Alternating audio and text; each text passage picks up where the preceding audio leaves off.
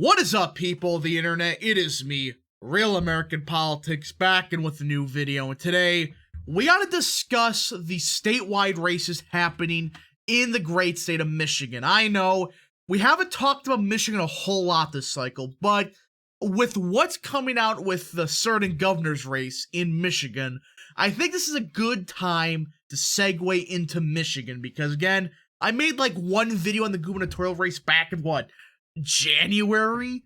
It's been a while, so this video will be solely focused on the three statewide races in Michigan. That's of course the gubernatorial race, the Secretary of State election, and also the Attorney General race, because all three, they have some interesting stories. So yeah.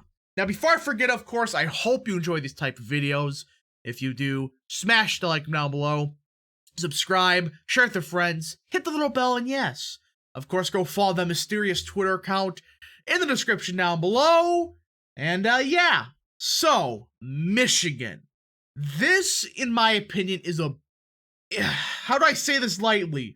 A bigger shit show than the Pennsylvania Senate race. I know, that's hard to do. But the Michigan gubernatorial race for the Republican primary, boy, is there a mess of a race. So if you don't know, a couple days ago, the Michigan Board of Canvassers, right, they essentially are in control of like who gets ballot access or recommends it.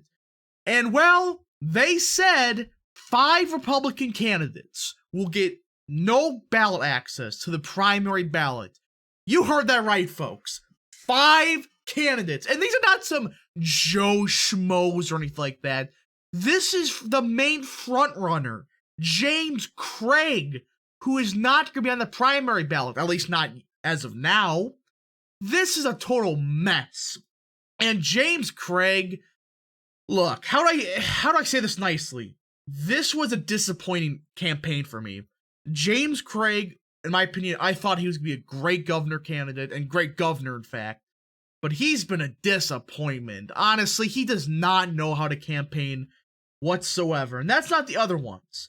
You got other ones like Perry Johnson, Michael Brown, Donna Brandberg, and Michael Markey, which again, they're not the bigger names, but James Craig, the former Detroit police chief, that's the biggest name of them all. Why? Scroll down here. Look who was the frontrunner before, well, that happened. Craig. And yeah, he was going down in the polls, but this is a major, major blow to the Republican primary, because that's one of the frontrunners just gone, off the ballot, never to be seen again. Now again, there is rumors going around that he's going to try a write-in campaign because it's a very simple name. But either way, James Craig is, as of now, off the ballot, and we have a complete shit show of a primary. So, Michigan's governor's race is essentially down, in my opinion, to 3 candidates: Tudor Dixon, Ryan Kelly, and Kevin Rinke. Now, from what I can understand from these 3, again, these are based on what I've seen in the polling, what I've seen other things. These are the 3 main candidates from what I've seen. Also, Garrett Selden, I think, is kind of going up. But either way, the 3 main candidates, Dixon, Kelly, and Rinke. All 3 of them are just, I'm not the biggest fan or most excited about any of them. Now, Dixon is probably the best. It's just the other, I'm not so excited for her. And if you don't know who Tudor Dixon is, it's the one candidate that Trump did not endorse, however, essentially said, hey, you should go check out her campaign website.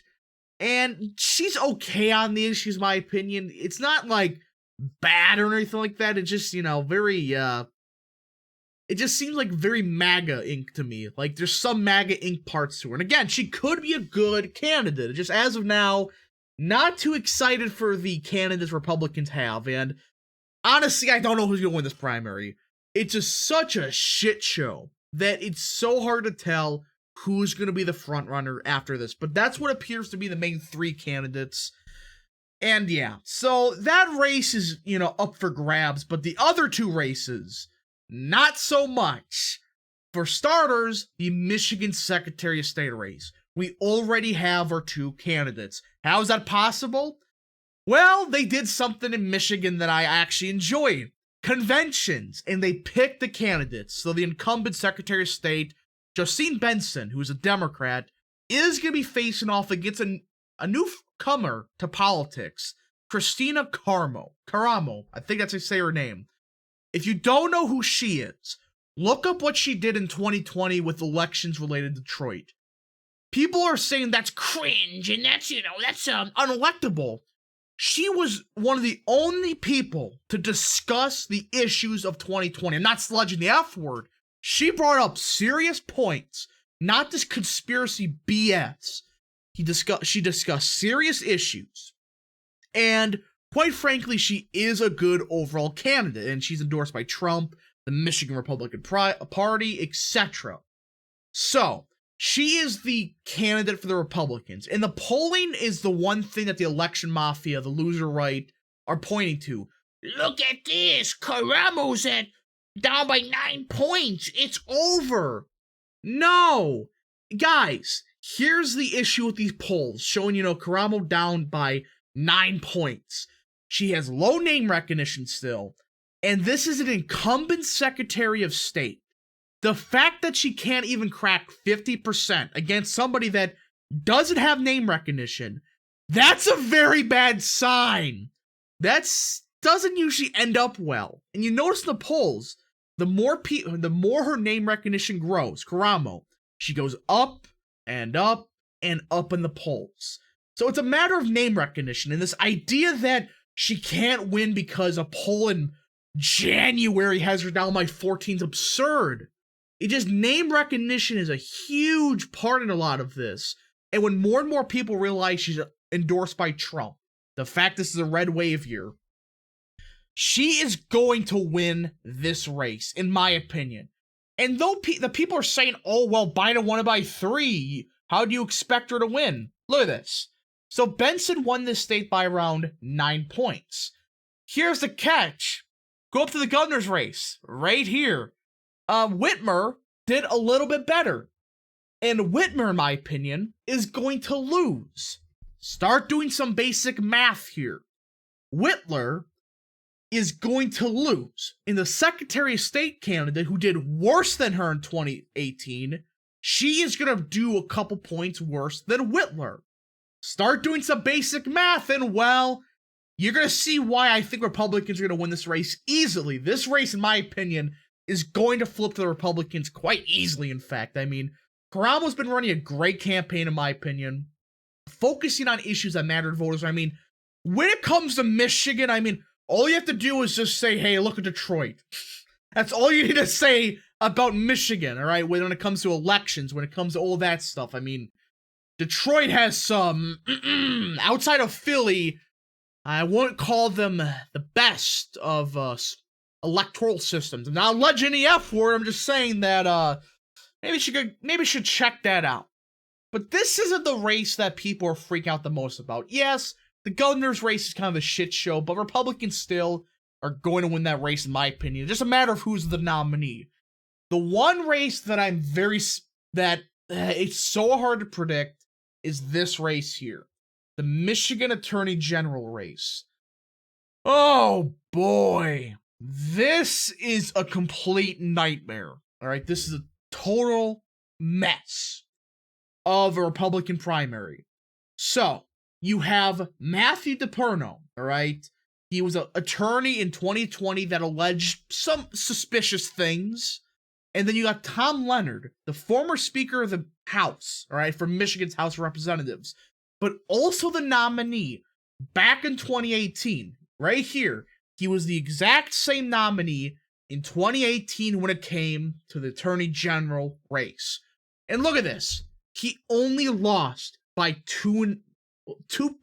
almost 3 points. Let's just say 2.5 points. Screw it, I know it's 2.7. But he only lost this race by 2.7. In a blue wave year, in a state with a governor candidate won by almost 10, the Secretary of State candidate won by almost 9, she underperformed vastly down in Nacelle. So this should be an easy flip, right? You'd use the same formula we used in the last thing. Well, here's the problem. This is the big problem here. Trump endorsed Matthew DePerno, and I have some serious issues with this. I have major problems with Matthew DePerno. I mean, Karamo is a great candidate. She's going to win that race. She's running on issues that matter. DePerno, though, has some bad skeletons in his closet when it comes to election stuff. Now, Karamo actually talked about the issues when it came to election stuff. Again, I'm not alleging anything or saying I agree with it, but she talked about serious issues. DePerno, though, that's just, don't Google what he said about certain things. It's definitely not pretty. But either way, it does appear he's going to win because the Michigan Republican Party endorsed him and Donald Trump endorsed him. Which, again, most of the time, that's pretty much an automatic win. And you go to the polling, though, and this is why I'm very hesitant to predict this race right now. Look at this. In January, Nacelle was down by, or up by 10. Now, she's up by 1 to 2 points against DePerno. And this is with low name recognition. But at the same time, I'm a bit skeptical because DePerno, in my opinion, is what the loser right claims Mastriano is. Somebody that may not be electable. Again, we just got to see what happens. And if DePerno does run a good campaign, he can easily win this race. It's just a matter of, will he? I don't know. But as of now, I do think Republicans will flip the Secretary of State race. And in my opinion, it's going to be a bit harder than before. They're going to win the gubernatorial race. I think Tudor Dixon, while I don't think she's perfect, I think she's going to win that race. And just the Attorney General race, oh boy, what a mess. But anyways, guys, I hope you enjoy these type of videos. If you do, smash that like button down below, subscribe, share with your friends, hit the little bell, and yes. Thank you so much for watching. We'll see you guys in the next video. Godspeed to all of you.